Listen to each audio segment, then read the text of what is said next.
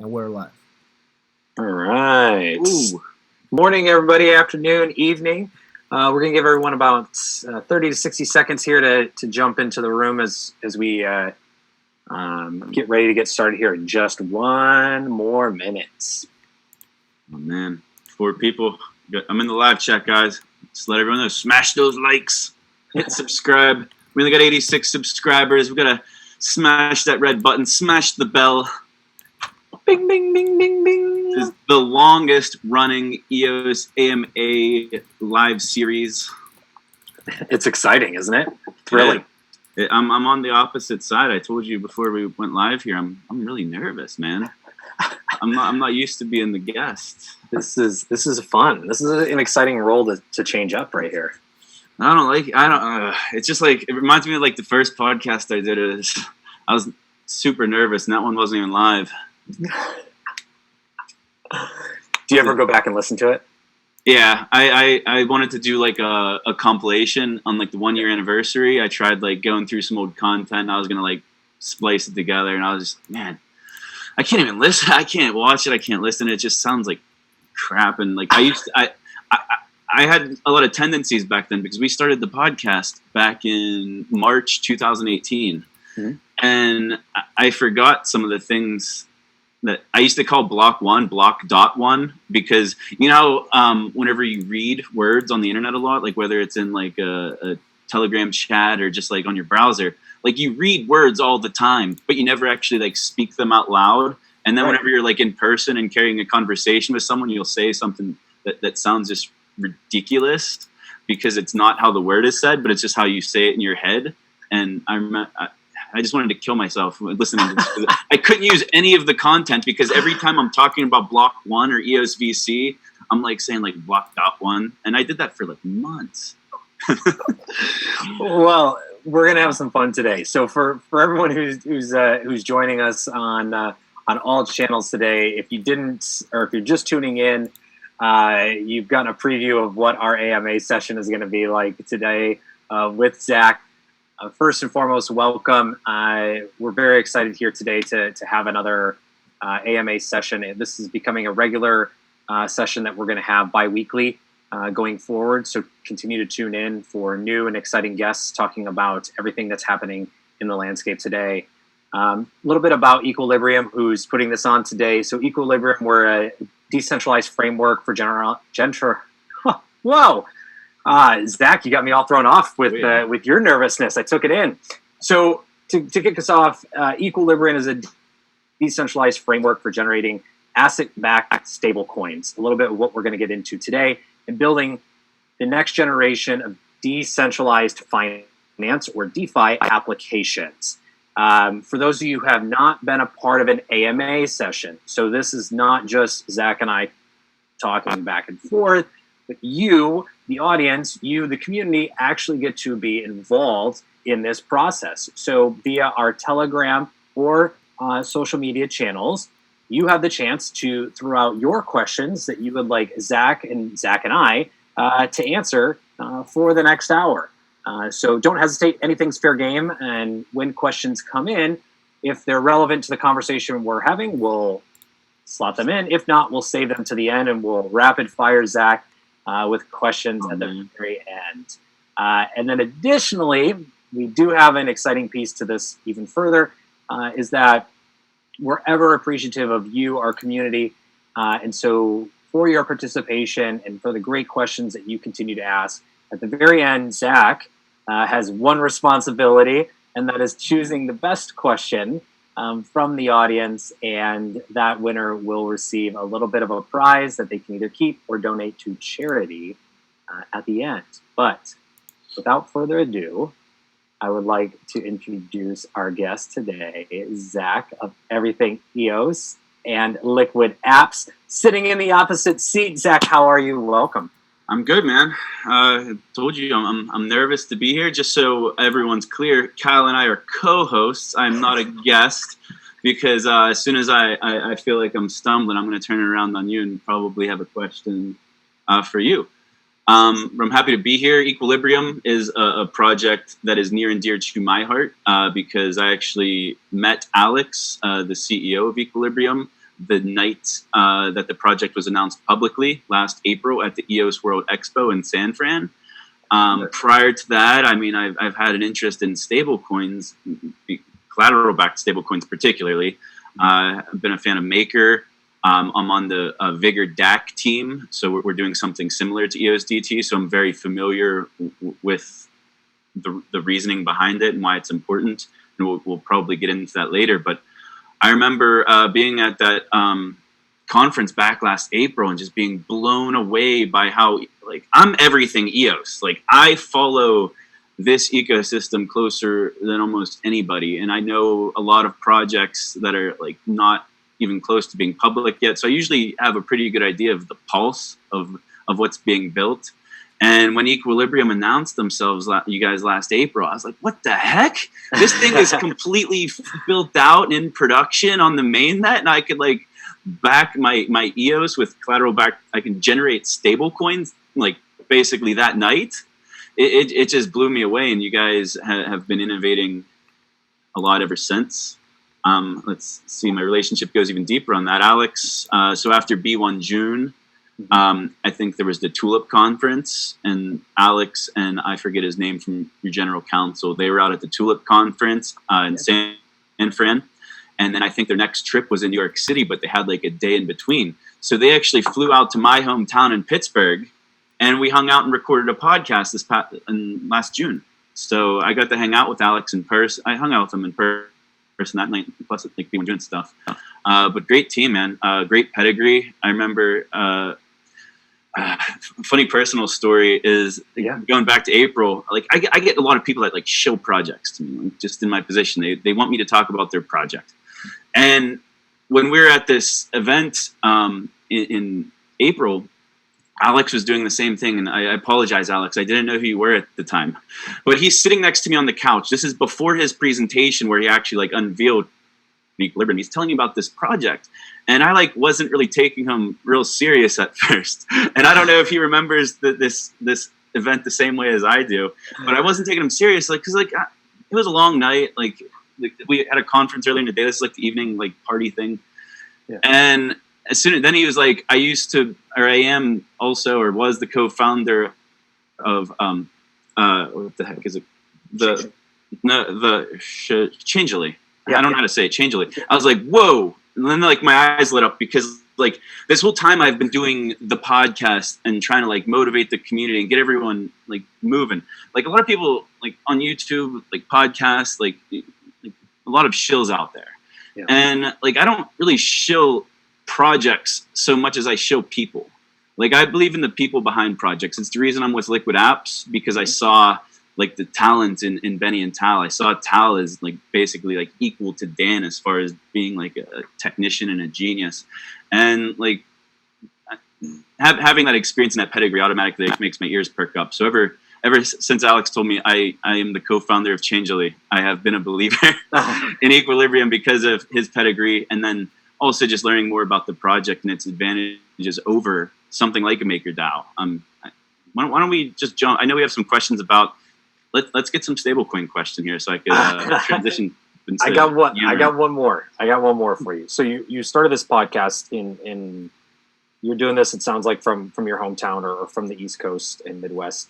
What made you want to start this podcast? So how about like I ask? So everyone has a podcast, but 80% of them are crap, right? Because there's not really a theme. It's short and sweet. But you guys have done an amazing job at building not just a beautiful brand, but also tons of great content, amazing guests, and something that I would argue is an incredible reference to how this industry has grown in all aspects, from the infrastructure to use cases to the leaders within it. I mean, you've done something amazing. You're one of the top 10. What made you? It wasn't like a plan or anything. So it all goes back to the big bull run of 2017. I quit my job at the beginning of the year. I was in a good spot to be able to quit a job. So I used to. Man, I don't want to go back too far. It's Let's just say, I'm not going to say how I got there, but let's start when I started with ICO Alert. So there was this company in 2017. It launched. That's Rob Finch's company, his original company. He launched it in April 2017 at the beginning of like the big run, the big. Launched a company called ICOalert.com, and all it was a calendar of ICOs. He literally built it for himself to keep track of all of the ICOs coming up. And like I don't want to say pure luck, but it was a lot of luck. That website ended up getting the #2 spot on Google for the search term ICO. So because of that, it was able to generate a lot of capital. So after a couple months of doing really well in revenue, him and his brother were the co-founders of that. They decided to grow this into an actual company instead of just like what it was. And they brought me on as their very first like outside hire, like non-friend and family hire. They hired one of the other co-founders' friend, but I was like the first like outside guy to join the company. So I was there in the very early days, man. It was like Wolf of Wall Street back then, because like we were not doing we were an ancillary business to an incredibly like crazy market. Like we were like selling the gas to all of these like cars that were just like driving at incredible speeds and out of control. So we were just like basically able to generate revenue off all of these businesses. And Rob had a podcast called the ICO Alert Podcast, and he started that like a month before I started. So he was doing that. His very first guest was Eyal Herzog from Bancor. He interviewed a bunch of incredible guests. So that was like always the thing, was he ran the media. Even back then, he was running the media at ICO Alert. It was the only podcast we did. But then a couple months later, fast forward to March 2008. I'm all over the place. I wasn't expecting. You're fine. This is great. This is awesome. So I started working with Rob in October 2017 at ICO Alert. There were 4 employees there. It was me, Rob, his brother Mike, and this other Zack. And we were just having a great time. And Rob sat next to me, man. He didn't introduce me to EOS because I was already half sold on it, but I didn't own any. And we just started talking, man. We really hit it off. Like every single day, Rob and I would sit next to each other, and we'd be like, we're obsessed with this thing. Like we got sick of all of the other ICOs because, as you know, it happened like towards the end, like as the ICO market went longer, like it got more and more scammier. And like our job was to sift through that stuff. And part of my job was to analyze all of the incoming ICOs. Like we were getting like 20 inbound listings a day of ICOs coming in. And like, it just made me sick because like we would literally like throw half of them in the garbage. And then the other half we'd have to collect data on because they weren't necessarily scams, but they're just like really bad ideas. And what we were trying to do was create like a data repository to basically sell to like hedge funds and VCs to have this giant, like we had like 200 data points in every ICO. So that was like our long-term plan. It didn't work out because of the market, but man, Rob got me into EOS. We just started talking to each other every day. It was like obsessive. Like we were just like the most obsessed people ever. It was the most exciting times. Dan was in Telegram like every day back then. And then I think the catalyst for it was EOS New York had the very first EOS meetup. It was in February 2018. It was the very first EOS like community event, I think, at least in the United States. Yeah. And Rob and his brother Mike, they knew they were going to be block producers at the time, and they went to the EOS New York meetup. And whenever they came back, Rob was like, "Zach, do you want to do a EOS podcast with me?" I'm like, "I can't do a podcast. Like, I don't want to. Like, I can't really talk that well. I don't want to be in front of people. Like, this isn't something I want to do." He's like, "Come on, let's just do it." Like, our plan was to just do it up until the mainnet launch. Because at the time there wasn't great content. There was only one other really good show at the time. Do you remember? I don't know if you were around back then, but do you remember EOS Go and the original EOS Radio with Blue Jays and Kevin? I do. I remember EOS Go. Yeah. So we saw that, and they got to visit Blacksburg and got to do whiteboarding with Dan, and we were just like, "Damn it! Like, how do we want to be them? Like, how do we get there?" So we started doing this podcast, and our goal was just to educate because we saw all of the other projects in the landscape. Like we were like the ICO repository. Like every other project that we saw was crap compared to EOS. Like there was nothing else that like I wanted to follow and pay attention to at that time except EOS. So then we just kept doing it. Like our plan was to do it until mainnet launch, but like we got better at it. We started building momentum.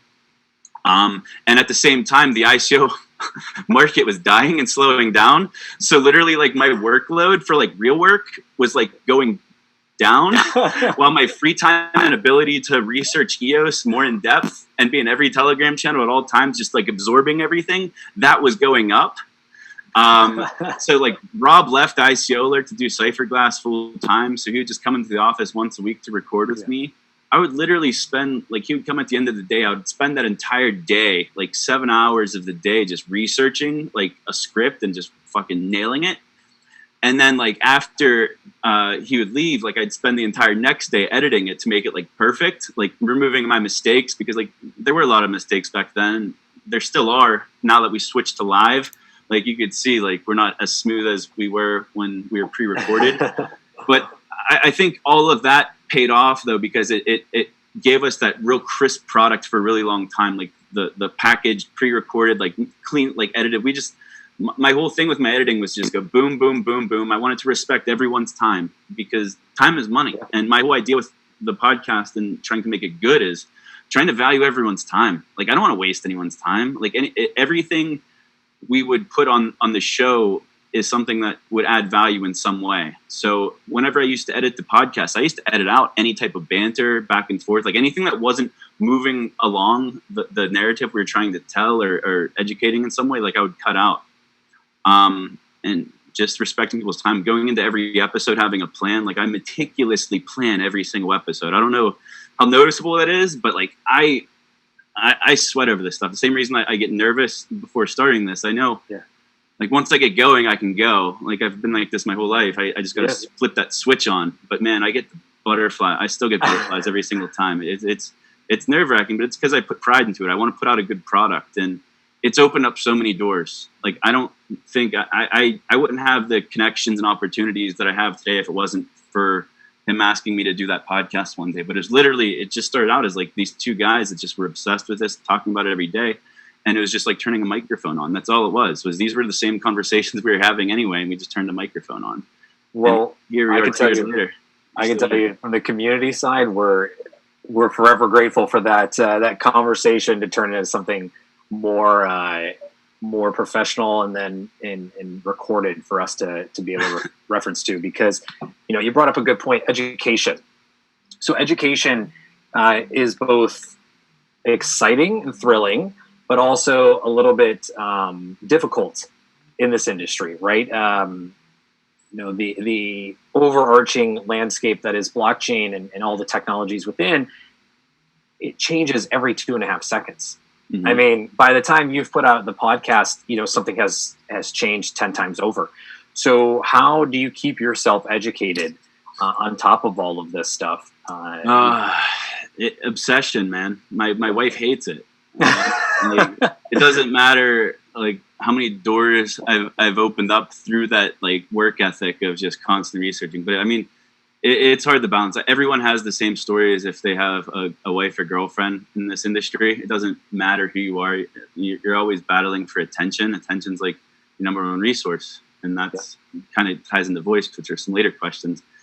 But it's just having pride in your work, man. I pride myself on having all of these connections, knowing every project, having a relationship with at least one key stakeholder in every project.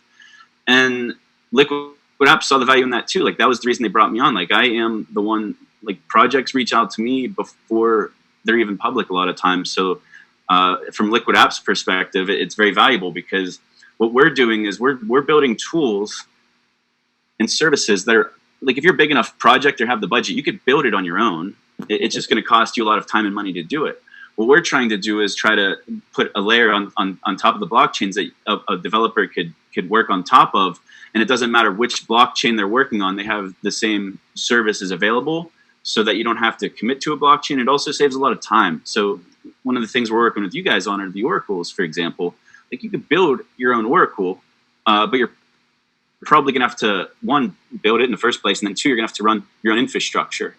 So stuff like that is what dApp Network's good at. But the reason I'm valuable there is because it's good to catch the projects before they build up a bunch of technical debt with creating their own solutions. But, like there's some casinos, for example, that created their own virtual account system. Like they spent a lot of time, money, and resources building this virtual account system.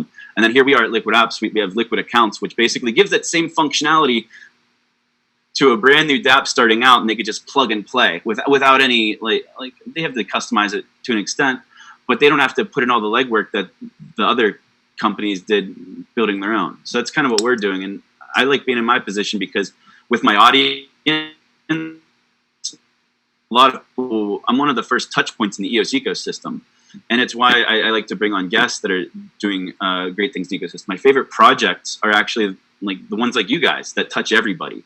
Like LiquidApps touches every project because it's a developer ecosystem. Like the only way like EOS market cap goes up, adoption goes up is with users. And the only way you get more users is with more developers.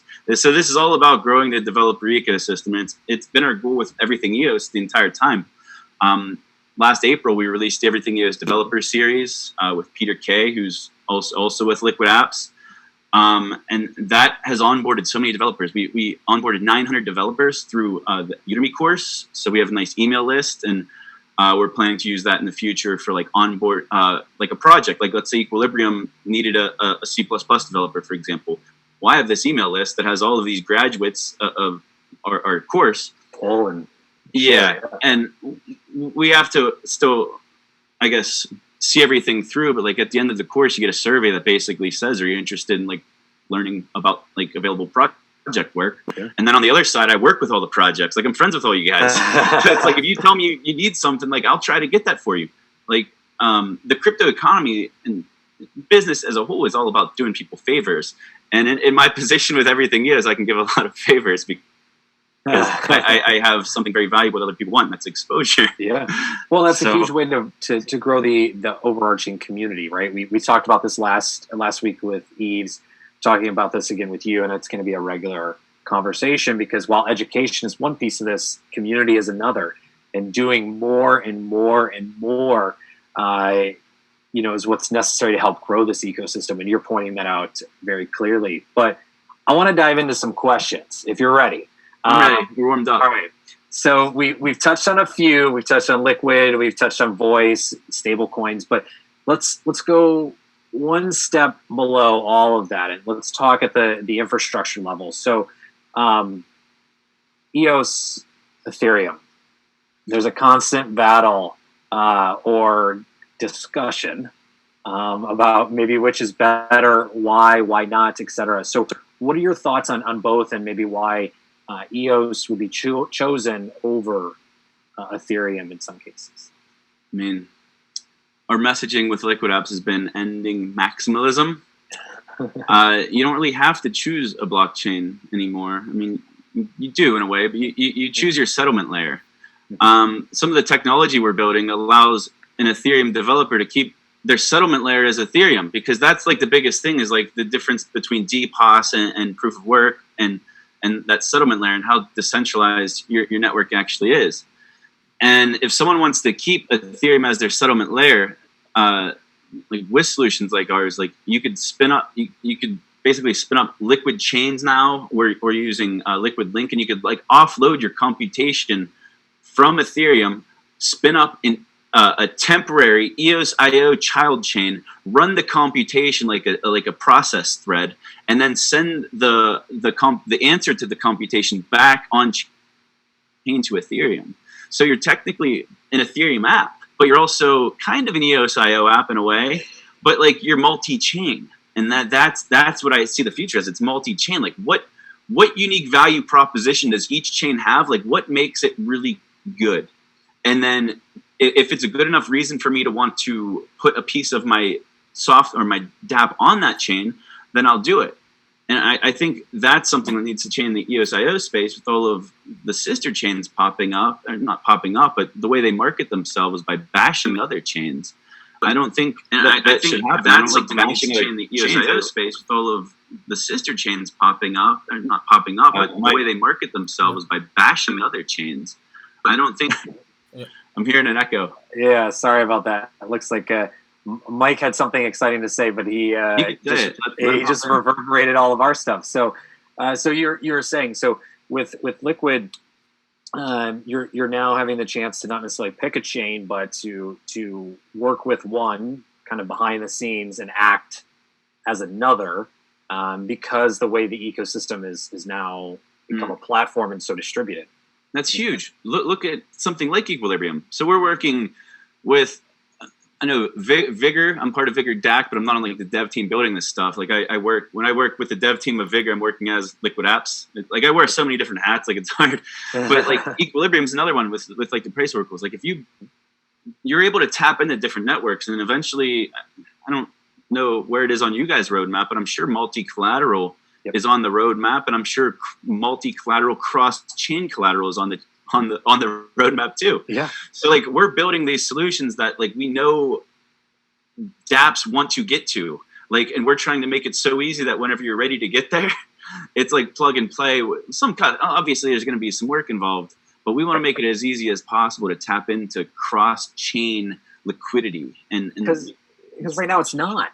No. I mean, that's the thing. If you actually take time to look at building a dApp from back to front, the whole process throughout the technology stack, it is mind-boggling. It creates headaches, is the best way. When I was researching this, I looked all the way through, and I had done a ton of research in the industry as prior.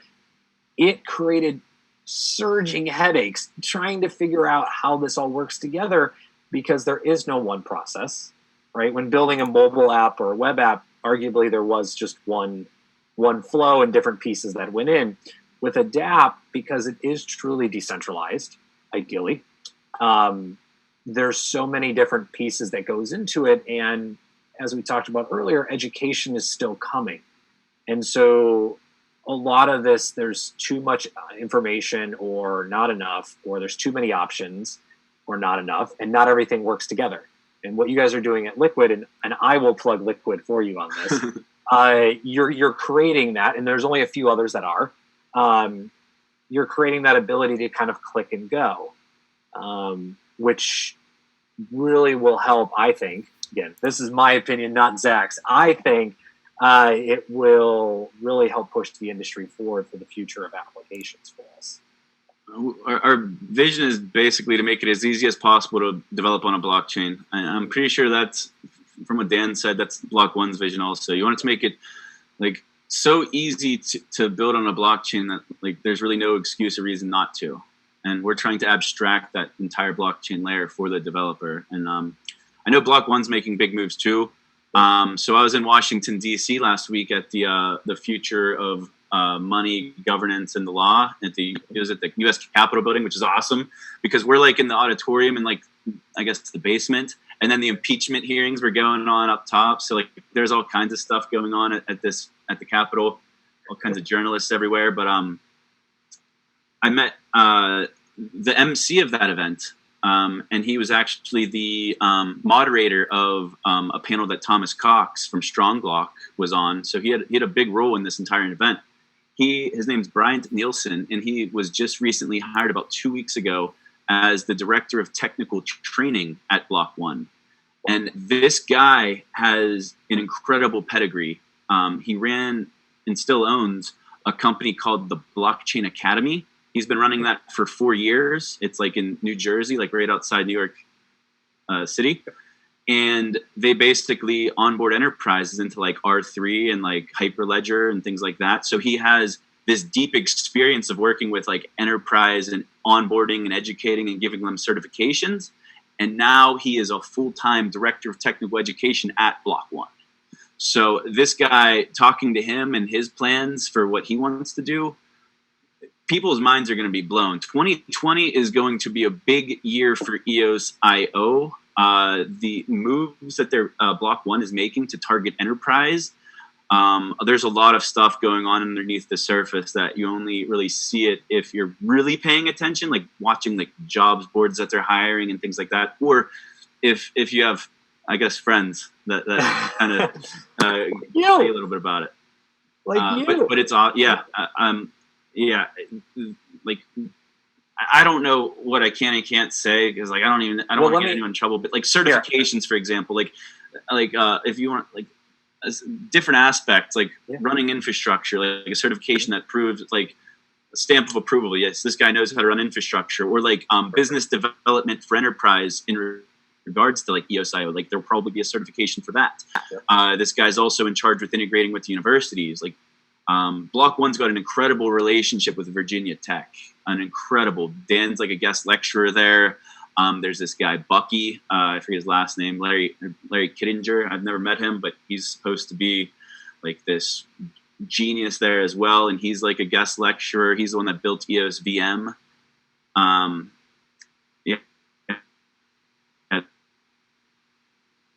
Some incredible stuff. And as far as like the enterprise, this conference last week was basically like a way for Block.one to like really expand their business development. Dan knocked his speech out of the park. If you haven't seen Dan Larimer's speech from last week yet, you need to watch it, because you'll get an idea of where Block.one's going with their push in enterprise. Sebastian from WordProof, he also did an amazing job transcribing it. Even though I do video and podcasts, I hate watching them and listening to them. I like to read. So if you want a transcription, you could check out, I don't, just look for WordProof. You'll find Sebastian. I don't know his exact handle on Telegram. But yeah, Dan's speech, I mean, he was hitting on all these pieces. He was like, even if you're a business with a private block or with a private database and you don't connect to the public, everything's private, you're running a single node, like you could still benefit from blockchain. And it's the other, it's not necessarily like the censorship resistance that's the selling point there. That's more of like a public network thing, but it's the auditability, like the paper trail that it leaves, the security, the account permission structure. Like Dan's vision is to make EOS.io like so secure, and like building on a blockchain so secure and basic. It's just like with LiquidApps, like you could build all of this stuff with a database, make it just as secure, make it append only, do all this stuff. But at the end of the day, you're doing all of this work to create a blockchain. Right. Like, why not just start with the blockchain? That's what Block.one's trying to do, is make it so like they're basically trying to go after SQL, man. Like, this is crazy. Like you asked the question earlier, like, why is EOS better than Ethereum? I don't think that's the right question, because we are such tiny pieces of the global market cap in general. Like, we're talking like a multi-trillion-dollar pie here that we're trying to tap into. Like, why try to compete with Ethereum, who in the big picture is just a tiny little piece of this big pie? Like, the big pie is enterprise. The big pie is like institutional, like capital and enterprise, and that's what they're going after. I think that's a better fight. Like, I don't hate to say like going to war with like AWS, because that's like, if that happens, like that's like way far out. But going after databases, they're gonna make some waves this year. Voice is basically going to be an enterprise application. Like, even in beta form, like that's always the number one concern. You're doing biz dev on a business and telling them why they need blockchain, and they're probably somewhat aware of like Hyperledger, for example, and they want to know like why EOS.io. And I lost my train. I just lost my train. No. So this is a perfect transition. So I was actually going to ask you about this. So we talked before the show that enterprise is a must for mass adoption. Mm-hmm. We've seen in 2019, we saw a ton. From the beginning to the end of the year was even more. A huge wave of enterprises starting to not just talk or release press releases, but also start doing pilots, start moving into full-scale deployments, and then taking those out into their consumer-driven applications when necessary. I think you're spot on. The enterprise is key to this mass adoption. But how does voice fit into this? Because voice, and we talked about this last week with Eves a little bit, is Block.one has chosen to build voice slightly different than most expected, right? They're going on kind of a private version of EOS versus the main net. It's also a social network. So how does this play into enterprise? It plays in enterprise because they dog fooded this thing. So one, I think it helped Block.one like understand a lot of the flaws in their own software, because trying to build this software made them better. But the other thing is, it is an enterprise grade app. I mean, they're building it to sustain millions of users. So it has the throughput and the stress testing like to back up. They have the benchmarks to show like this is enterprise grade. So I think they're also, depending on how much they're going to open source, I mean, just seeing a multi-chain app, like I don't know how, Dan said, I was also at the Bloxburg Summit at Virginia Tech in November, and that's where Dan said, for the very first time it became public that voice uses more than one blockchain on the back end. So it's using interconnected chains somehow. And I'm curious to see how they're doing it, because we're doing cross-chain stuff with LiquidApps too. And just to see the differences, because I love what Block.one does, I love what Dan does, but I'm not always convinced that they're always the best at everything. Their wallet was a good example. So like we talked about the B1 wallet for a year, and then they ended up just open sourcing it. And a big reason behind that was because some of the community wallet libraries were actually better than what Block.one had. Like the Transit API in particular from EOS New York caught them a little bit by surprise. And then Block.one, it's like, if they released their tool after that, it's inferior. So I'm curious to see how they did it. Yeah. So do you think they'll actually, this development of voice will push down effects or changes to EOS itself? So I think every engineer building on EOS.io is anticipating seeing like the example, like every like technology you're trying to work with, like in their documentation, they always give you like demo apps and stuff. Like this is a demo app for enterprise. Right. We've seen the hello world, the basic of the basic. We've seen the wallet, so the next step. We've seen a few other applications around gaming and DeFi. Now let's see the big thing. The other thing with voice is, so I don't know like when they're going to turn the marketing on. Like I'm not expecting that, like the marketing that crypto's never seen before. Like I'm not expecting that right away, because they got to like master this product. It's a beta. Like we're going to be giving feedback this entire time. Yeah. And I also want to throw out there, if you signed up for the beta and you got a survey in the mail or in your email, you 100% want to fill that out as soon as possible. I can't tell you why, but I can say you want to fill that out as soon as possible. But yeah, I think the other thing voice is going to do is it's going to put EOS.io, the technology, on the map. Right. So like whenever you approach an enterprise in a business development role, it'll already have name recognition. If voice is able to generate some legitimate interest, and I believe that they will through their influencer marketing campaign. Brendan said on record that they have a budget in the hundreds of millions of dollars just for influencers.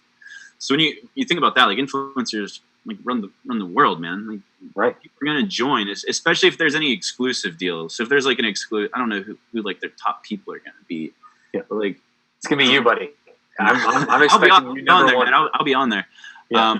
But I think that it's going to reach a network effect because of the incentive models. But I don't think the incentive models are enough to make it blow up. I think at first voice will serve as a multi-chain, like highly scalable use case for enterprise to look at. And like they're doing big things. Did you see they hired a CEO for voice a couple weeks ago, Salafel, from Forbes? So, like, I talked about this last week on Everything EOS, but no one's talking about this. The fact that he's hired as a CEO means that they're spinning voice into its own company, like, which means its own development team. And Bloomer tweeted a couple days ago that he was in New York City at like the voice headquarters. So that means there's another Block.one office, sort of voice that no one knows about. No, I don't know what it is. I know like their DC office. I think they're still working in a co-working space. Well, I don't know like what their space is in New York City. Some guy's apartment. I mean, maybe, but who cares? But the fact that they're turning it into its own company, it's being led by this guy that ran a multi-billion-dollar media outlet with Forbes. Right. Like I said, like they're putting the pieces together. I trust Block.one. Like, go back. Why do you like EOS over like Ethereum? I like EOS.io and Block. Like, I like EOS.io over every other technology because they have the absolute best talent in place. They've got the biggest war chest, and it's just the best brains. And then outside of Block.one, you have the smartest people in the world. Half the reason I've been able to be so successful with putting out valuable, like low signal or high signal, low noise content is because I feel like I work with the smartest people in the world.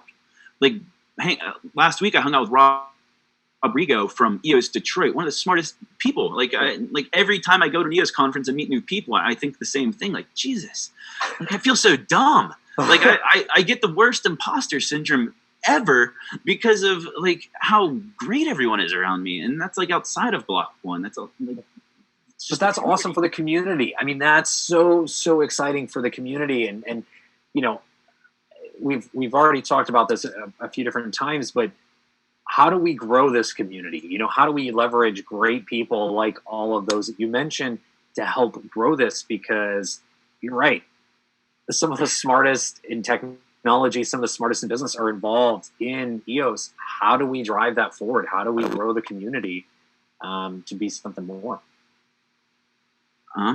Well, I think voice is a step in the right direction. You need a reason for people to use the technology. I mean, in a way, you onboard people by not letting them know they're using a blockchain. I mean, Moonlighting is one of they're an ESVC company. They have 750,000 users, and they're utilizing the EOS mainnet via dApp network. But their users don't touch a blockchain. They don't have a blockchain account. They don't know they're using it. But those transactions are happening on the EOS mainnet. There's like 50,000 transactions a week coming out of Moonlighting. So that's an enterprise application. We just talked earlier about enterprise. I think EOS mainnet, like, it might just end up being like a thread of trust through like thousands of other chains. Like they might just be like hashing block headers to it. Like it might not be like the mass adoption that like we think of when we think of that like think about AWS. Like if talk to a person on the street and ask them if they want to tell you what an S3 bucket is. Are they really going to be able to answer that question? No. Yeah. Like we're building the plumbing. Like I don't know if EOS is ever going to be a mainstream thing. Like I don't know. I think it might be mainstream infrastructure, but just like AWS, it's like underneath the surface. No one knows about it. So I don't think that having an EOS account might be something that everyone has. Like I also don't know if Voice is going to give you a full EOS account. I know that's what they announced at B1 June. I hope that's the case. I think that would bring like the mass adoption I think we had in mind 2 years ago.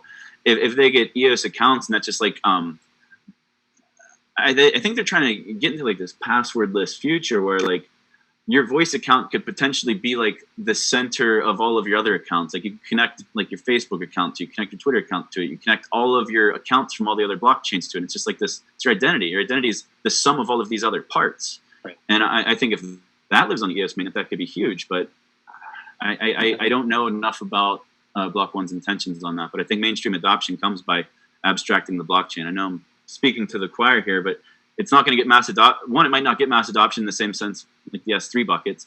But on the other hand, it might not get mass adoption with name recognition just because the blockchain should be completely abstracted. Use a website and tell me what database it's using. You probably don't know. Right. You might learn about the incentive models. Like I hope tokens become more mainstream. Like with a Voice token, that's going to really there's going to be a lot of education required. I'm looking forward to seeing the onboarding for Voice even in the beta. Like how do you explain a token model to someone completely out of this bubble of ours? Like right. It's going to be interesting. Well, and even KYC. I mean, you know, when you signed up for a Facebook account or any social media, it's just click, go. You know, now you're talking about things like, you know your customer KYC and identity management and, you know, this new technology or applications of tokens to exchanges to things like we just talked about with blockchain. I think how's the average person going to adapt to any of that? Man, I think KYC, the people's worries about that are overblown. Mm-hmm. Have you ever been to like one of the cities that rent scooters, like the electric scooters? I have. If you want to sign up for one of those, you have to basically go through a KYC process. Yes. You take a picture of your driver's license. It's linked to your Apple account. They have enough information that if that scooter went missing, your ass would be grass. You'd be paying for it in some way. Nobody has a problem. Well, maybe some people, but most people don't have a problem with that. If they can make the KYC that easy, it is not going to be an issue at all. And then you think of the implications of this. So Block.one, I don't know who they're going to use for like their KYC provider. Like I don't know if they're going to be a provider themselves or if they'll let you use different providers. But if Block.one holds all that KYC data, like in a compliant way, in the same way that your KYC data would be stored on like Coinbase, then like that opens up a lot of doors for the future. Like once there's like regulatory clarity, like there's nothing stopping like a regulated like exchange being built that has all KYC'd like voice users. Like you could transact legally because you already have the KYC, so you're already making like the government happy and the AML laws and stuff. And really, the infrastructure just needs to be built to allow them to transact. And I don't know like what's involved with the regulatory stuff with that, but just having that KYC is a huge leap forward for them to add future features, I think, if that's a direction that they want to go. And I also think that voice is going to be, so it's going to be like moderated, I think, from Block.one. Like if you looked on their jobs, they've hired like content moderators in the past. And so they're going to have a department like that. But I think voice is going to be a client on top of a blockchain, in the same sense that if you think of Steam and Steemit, how there's the Steam blockchain, but then there's Steemit, which is the front end interface that you interact with. And then there's also an alternative called busy.org.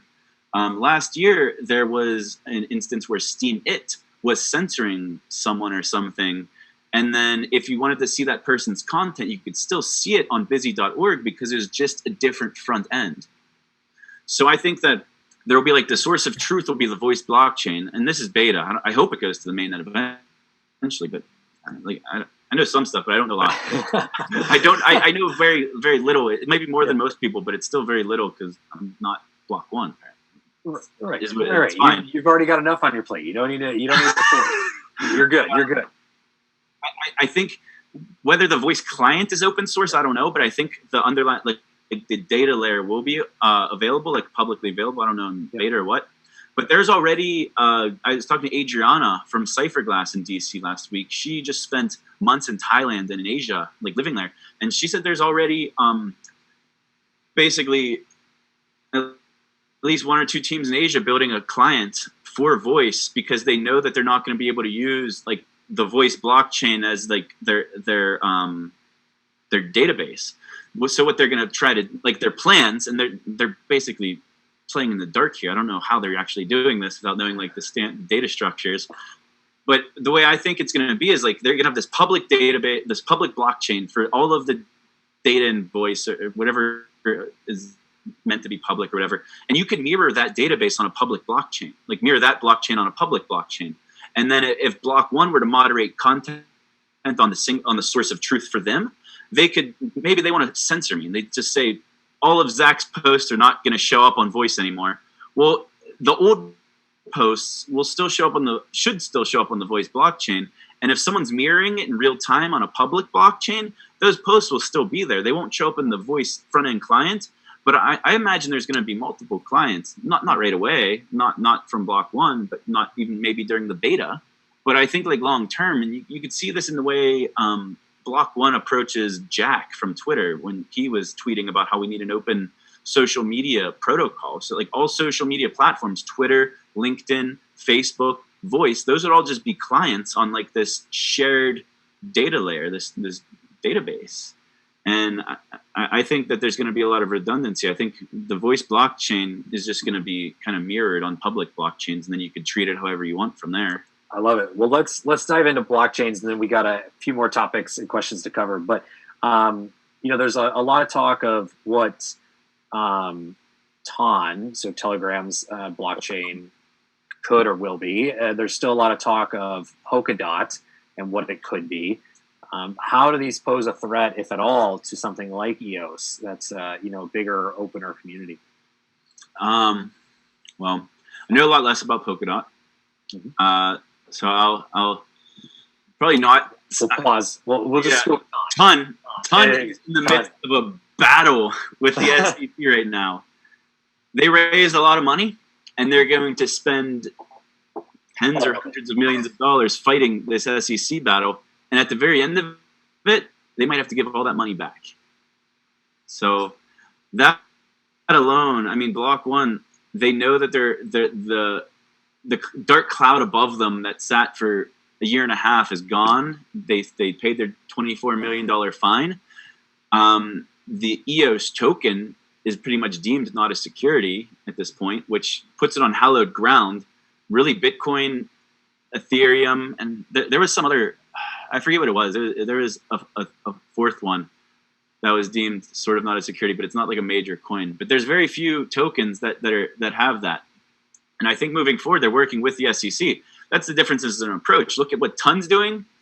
Look how Block.one handled it. And then look at someone like Kin trying to fight the SEC. They basically can't produce. No one's produced more code than Block.one and their upgrades to EOS.io. Like to not have to worry about who's going to fund that infrastructure and keep building on top of it's an incredible advantage for EOS.io. And then you have teams like Ultra that have like teams of like 100 people completely like ripping apart that base, their infrastructure. Like I said, man, we got the smartest people in the world here. But I think that $4 billion war chest, I think the fact that they have those $4 billion, we learned that they have a shitload of it in US bonds, and we learned that they have a shitload of it in Bitcoin. So as they're building up this technology, like we hope, I think this is one of the questions we were going to get into is like, why couldn't they peg tokens against that, collateralize that, and use it for their business? Block.one could literally fund their business by collateralizing their bonds and Bitcoin and never actually spend any money. They're just spending the collateral against their assets. In the same way, if you had a house and you like, that's what I love about collateral-backed stablecoins like Equilibrium and others is like you're able to make liquid something that wasn't being put to use. You're able to put capital to use that was locked up. Like to have the Block.one as these U.S. bonds, like billions of dollars in U.S. bonds, earning them what, like 7% interest a year. They're making an insane amount of capital just on the interest, but like they're locked up because they're bonds. They're probably like 10-year bonds. But just you could tokenize anything. Anything you could trade on paper, you could tokenize. Mm-hmm. And it's just a matter of like their own technology being there that they feel comfortable to collateralize these assets, and having also people on the other side willing to accept those collateralized assets. Like in your case, like EOSDT, like you have to have someone willing to accept like that stable coin that's generated against that collateral. But with open source protocols like Equilibrium or like Vigor, like MakerDAO, or like everybody, like Block.one could potentially, if Equilibrium blows things out of the park over the next year, 2 years, 3 years, maybe they could tap into your protocol and collateralize their Bitcoin or eventually maybe their US bonds using an open protocol, so they don't have to build their own technology or security or anything. They could use something that already exists. I'm excited for that stuff, man. That stuff what really gets me hyped. Like people don't think stable coins are exciting, but they are, because I had this talk with William Quigley a couple of weeks ago. In 2017, when you wanted to get a friend into crypto, you were like, first you gotta buy Bitcoin, then you gotta trade it for this shitcoin, then you gotta trade for that shitcoin, just chasing moonshots and stuff. And now it's like, if I had to introduce someone to crypto, I'd be terrified of them losing money. So my advice to someone entering crypto is to go on Coinbase. They don't even buy Bitcoin, buy USDC. Mm-hmm. Buy $1,000 of stable coins. They're not sexy, they're not fun, but you could take those stable coins, you could put them into Compound, you could put them into a Crypto.com wallet, and you could actually earn 10 to 12% APR on your stable coins through these DeFi systems. That's the future of crypto. Yeah. Like you said, how to onboard people on the EOS. I'm more interested in just onboarding them into crypto, because I know they'll eventually, the cream will rise to the crop. They'll eventually find their way to EOS. My way of introducing people to crypto is to introduce them to DeFi and to introduce them on getting yield on non-volatile assets like USD coin, but also in the future like EOSDT.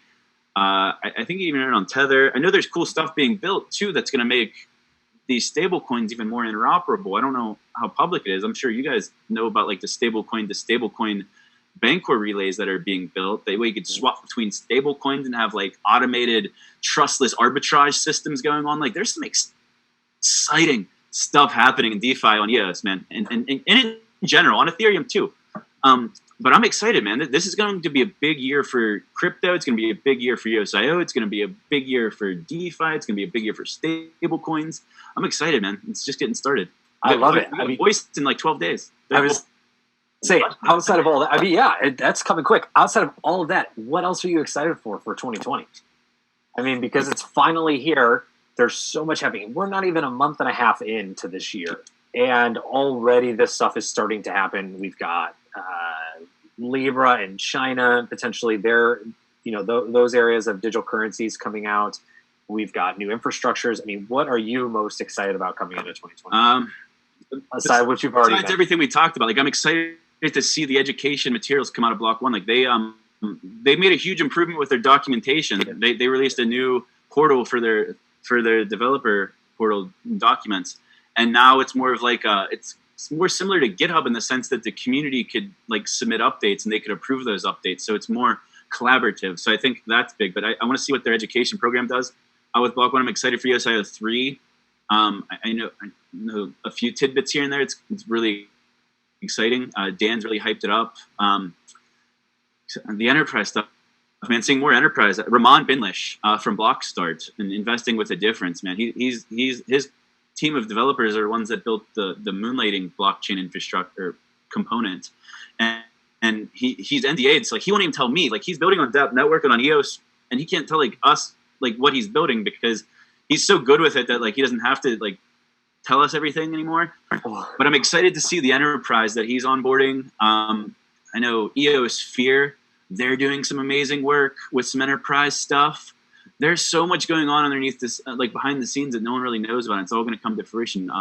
EOS Dublin, they're doing some really cool stuff with like this points program with like hundreds of restaurants in Ireland. There's so much happening, and it's just like sitting underneath the surface. And I think, I think it's going to depend on sentiment. I think with all of the projects like sitting underneath the surface, about to like bubble over, on top of just like the market, like it just, you could feel it.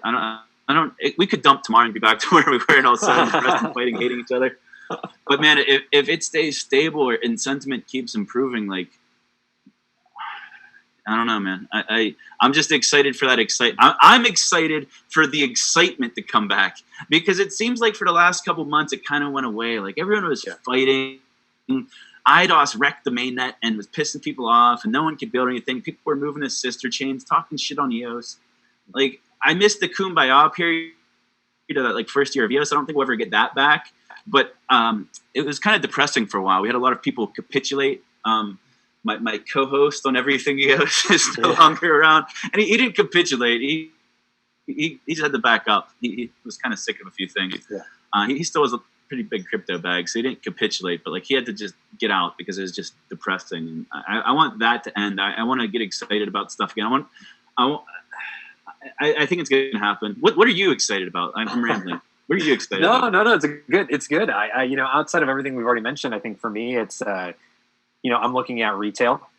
So how decentralized finance, or really just the future of finance, comes into retail, both at brick and mortar and online, and how we look at the future of retail from a smart application standpoint, and just the idea of online offline transactions, and again how crypto or digital currencies plays a role in that. So I think that's going to be super exciting. Stablecoins, to your point, while may seem unsexy and boring, I think are going to be a very, very exciting thing coming to the future. And above all else, dApps. I am excited to see where the decentralized application or dApp ecosystem grows to. Because as we talked about earlier, it's a headache. I want to see it grow. I want to see it become easier. And I'm excited to see people start to talk about this next ways of applications and all of the pieces within, how it can be approved, what we could do, things like cross-chain, bringing in digital currencies, and the idea that an application is decentralized without anybody knowing it. So to me, I am all in on dApps. I'm all in on DeFi and stablecoins and where they go. And outside of that, so if I have ESD, where could I earn yield currently? Is there any yield gain or if there aren't any, could you at least like nod your head and say like maybe they're coming? All right, there you go. There you go. Stablecoins are sexy until you can earn yield on them, and they're sexy because you can transact. I never see a world where people are going to price things in like EOS or Bitcoin. It's going to be priced in dollars, but like there might be some sort of swap in the background where you're spending your Bitcoin. But I see stable, like if you spend crypto, like the merchant's most likely just swapping to fiat anyway. Right. So you might as well just transact with a stable coin. Then if they're holding a stable coin, like they might not even swap it into anything until you need to put it into a bank. But more than likely, you got to respend those stable coins for expenses. They just keep getting passed around. It's just passing around debts. That's all they are. That's all. Stable coins are a unit of account. Who owes what to who? Well, let's pause. That's a great point. Let's pause right there. So we've just got a minute left. Wanted to get your thoughts on what your favorite question was of the day. I don't know. Oh God, I don't even know which ones we asked. Oh, I don't know. It's okay. I won't put the pressure. I want to donate it no matter what. All right. Well, here's what we're gonna do, everybody. So we are out of time, and Zach's been incredibly precious with giving us every. Oh no, it's okay. We're back. So Zach's been precious with giving us well more than he anticipated in terms of time today. So we're gonna sync up after this, get the best question, and then put that out onto Telegram, and we'll contact the winner as well. So we should discuss this internally, Kyle. We have the group chat on Telegram. Let's discuss this right after the show, and we'll announce the winner in both the Equilibrium Telegram channel and the Everything EOS Telegram channel. Yes, and everywhere. What is it? $100? Yeah, it's $100. Someone's getting rich today. Woo! All right, well, Zach, how do we sign off here? I'm kicking it for you right now. Big thank you, Zach, for everything today, your time, all your answers, and all the good conversation. Thank you very much. For everyone listening and tuning in, all the links to both Everything EOS, LiquidApps, and a lot of the things we talked about today will be included in the chat below. Thank you for joining. Thank you, Zach. Thank you. I'll see you guys sometime on Everything EOS, I'm sure. Awesome. Have a good one.